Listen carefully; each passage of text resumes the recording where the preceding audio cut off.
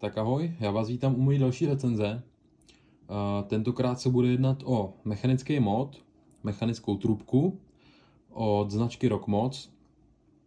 A je to konkrétně model Rebel a je to limitovaná edice Occultist, kterých bylo vyrobeno jenom 30 kusů. Značka Rockmoc nebo výrobce Rockmoc pochází z Ruska a patří mezi za mě světovou špičku, co se týče výrobců mechanických módů. Můžeme se jít na to podívat. Takhle vypadá krabička, nebo řekněme v tomto případě case, že to fakt jako hezký, decentní, ale masivní case. A takhle nějak si vlastně představuju, že mi přijde vlastně kvalitní mod.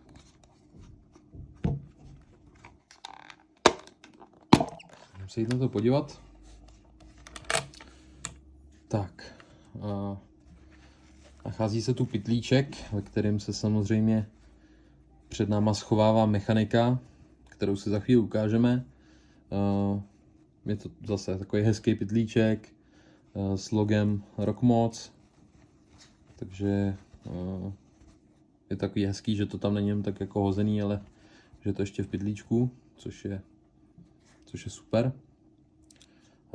Výrobce vlastně dodává k mechanice i spirálky. Jedná se o spirálky od Easy Coils s odporem 009, což je teda pro mě hraniční odpor, který já u mechanik používám. Ty spirálky jsou takhle krásný. Ke spirálkám je vlastně i vata, takže pokud někdo nemá, tak má možnost prostě hned osadit a jet a bafat. Tak.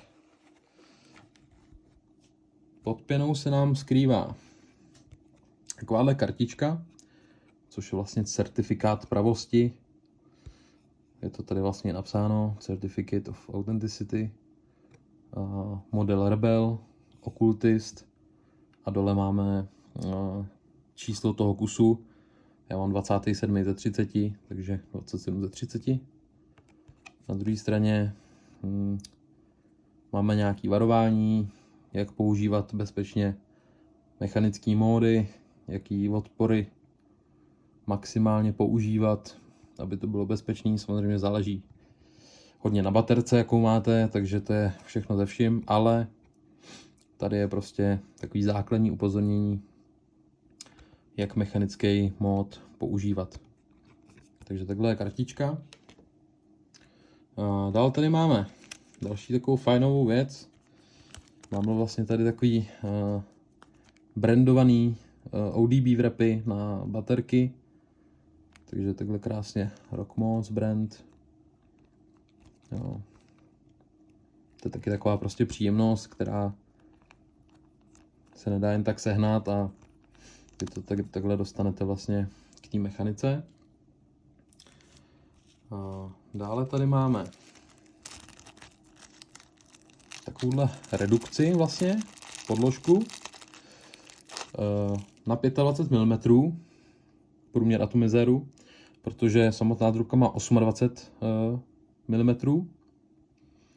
a výrobce vlastně dodává tuhle podložku, protože pokud si kupujete Rockmoc nebo mechaniku od Rockmoc v setu, tak vám přijde s RDAčkem od Brotherhood Bro a to má vlastně standardně deck 25 mm, protože k těm 28kovým mechanikám Brotherhood dělá vlastně takový silnostěný topcapy, který sednou na ten 25kový deck. Takže vlastně, aby to bylo univerzální, vzhledem k tomu, že Rockmoc dělal i právě 25kový mechaniky, tak vlastně ten deck zůstal a udělali se na to vlastně jenom ty nový silnostěný topcapy. Takže proto vlastně výrobce dodává i takhle redukci na 25. Samozřejmě můžete si tam dát jakýkoliv RDAčko nebo jakýkoliv atomizer budete chtít. Takže to je taky taková jako příjemnost, která není úplně běžná u výrobců. A poslední tady máme pěkně nálepky Rockmoc. Takže to je taky taková příjemnost, řekněme. Tak, my si to dáme zpátky. Všechno hezky. A jdeme se konečně podívat na tu krasavici. Tak. Takže Rockmoc, pytlíček. No a tady pomalinku můžeme vytáhnout tu krásku. Takhle nějak vypadá ten vlastně design Occultist. Jo, je to gravírovaný. Taková jako lepka, řekněme. S nějakým tady nápisem. Ani pořádně jsem to nezkoumal, co tam přímo je, nebo nevyluštil jsem, takže jako pro mě je to jako čistě design. Tohle je vlastně standardní Rebel model, co se týče toho gravíru, toho designu toho gravíru vlastně. Jo. Ty různý zářezy v tom materiálu, tak to je model Rebel. Tak tady máme nápis Occultist, tady zase to logo. Occultist limitované edice se vlastně dělaly, co vím, ve 2 barevných variantách. Jedna je tato, co mám, šedá s takovýma červenýma cákancema, dá se říct. A druhá byla vlastně celá bílá, takhle s černým vlastně gravírem. Ta je taky moc hezká. Když si to takhle prohlídneme do kolečka. Jedná se o hybridní mechaniku, takže používat určitě atomizéry s nějakým rozumně vystouplým pinem. Tady se můžeme ještě vlastně podívat, co máme vyrytýho nahoře. Se bojím akorát, že to blbě zavostří, takže za to se omlouvám. Tady je vlastně nápis Occultist, dole Rebel, 27, 30, to znamená 27 kus ze 30, kolem dokola zase nějaký nápisy, který úplně nedokážu rozluštit. Tak a spodek, tlačítko, žavící tlačítko Switch, vypadá takhle. Přestože nejsem satanista, jsem na té druhé straně, tak bohužel tady je pentagram, ale no, prostě mám hrozně rád značku Rockmoc, takže se tomu bohužel nemůžu vyhnout. Takže takhle vypadá to žavící tlačítko. Můžeme si ji rozebrat.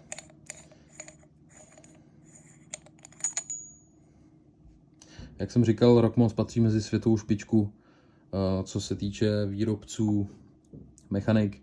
Tady je to krásně vidět, kde je vlastně ta mosas krásně vyleštěná, jak vlastně na tom Switchi, tak i ta samotná trubka. Naprosto bez škrábance, dokonale vyleštěný, úplně co nejvíc to jde vlastně. Jo, to je prostě ohromná výhoda, nebo ohromný benefit téhle značky, že opravdu dostanete neuvěřitelný finish. To se týká vlastně i té barvy nebo toho barvení jako takového, protože se jedná o cerakoté barvení, což je takový keramický barvení, keramický povrch, který je velmi odolný a vlastně i na dotek takový hodně příjemný. Člověk cítí, že je to opravdu kvalitní. Jo, takže to je taky prostě velkou výhodou tohohle výrobce. Ten switch, jedná se o konstantní switch, to znamená, když zmáčknu žavící tlačítko, tak vidíme, že nic nevyjíždí, což je taková klasika vlastně u mechanik, kdy máme klasický spínače, kdy zmáčknu pružina nebo magnety, případně vytáhnou vlastně ten kontakt, který nám tady vyjede do baterky a tím máme proud v baterce vlastně. Tady je to vlastně všechno uvnitř. Když já zmáčknu, tady se nic neděje. Já vám to hned ukážu, jak to vypadá. My si to rozebereme. Tady je jeden kontakt, který je vlastně na baterce, když se tam vloží. Tady je takový plastový mezikus.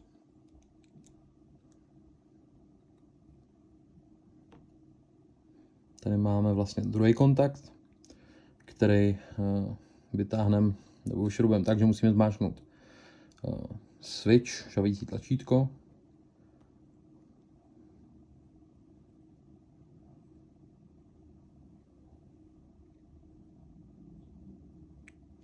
Tak a máme ho venku. Tak, teď si rozebereme ten spodek. Vnitřek, jo. Vlastně i spodek toho tlačítka je dokonale vyčištěný, vyleštěný respektive. Za mě obrovská paráda.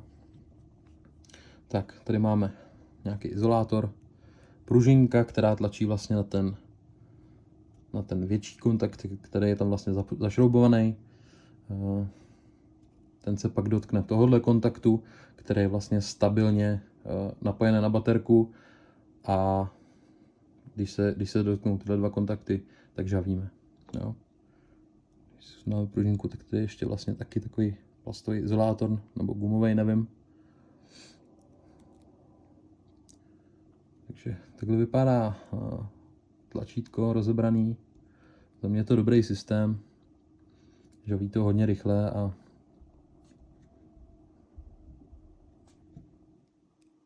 je to fajn. Hlavně vlastně takovýhle typ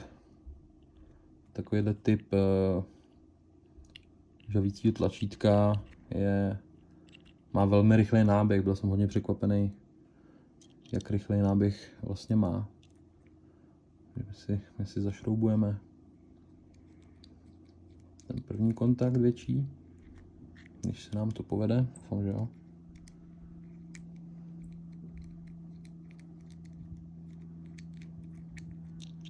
No nechce se mu, předtím jsem mu taky nechtěl, když jsem to rozbíral poprvé.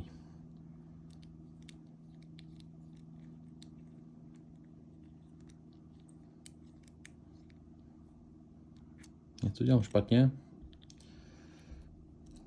Já bohužel vidím blbě přes tu kameru tady. Takže se mi to dělá obtížněji.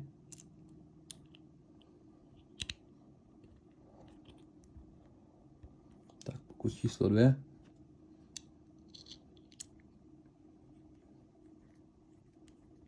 Už tam jde.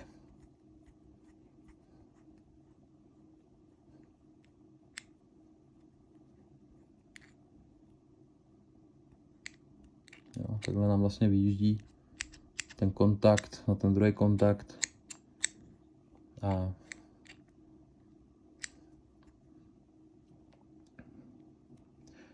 díky tomu nám to vlastně žaví. Našroubujeme si ten plastový mezikus a na to vrchní kontakt.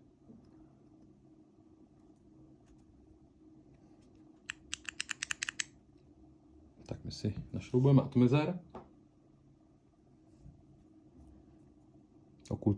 Okultista používám vlastně s Pandemicem od Unicorn Mods. Je to moje nejoblíbenější RDAčko. Můžu se kouknout na ten pin, který není úplně brutálně vystouplý, ale důležitý je, aby to bylo nad ten závit nějaký kousek. Si našroubujeme. Vložíme baterii, používám Samsung 30T.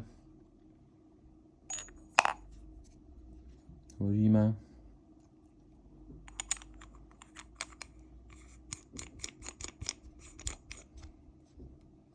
Tak.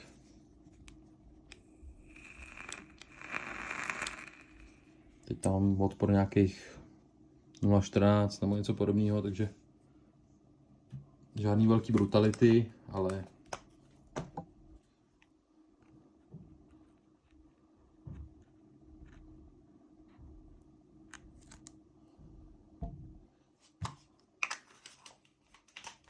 když člověk nechce takový ten úplně brutální náběh, tak je to takový ideální odpor. Tak takhle to vypadá v setu vlastně s tím Pandemicem. Za mě to velice hezký. Takhle vypadá set.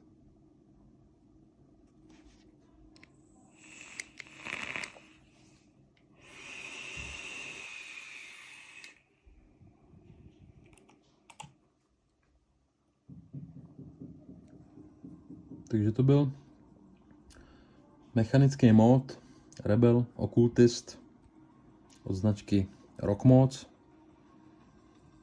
Kdo chce nějakou pěknou mechaniku, tak opravdu naprosto doporučuji tuhle značku, protože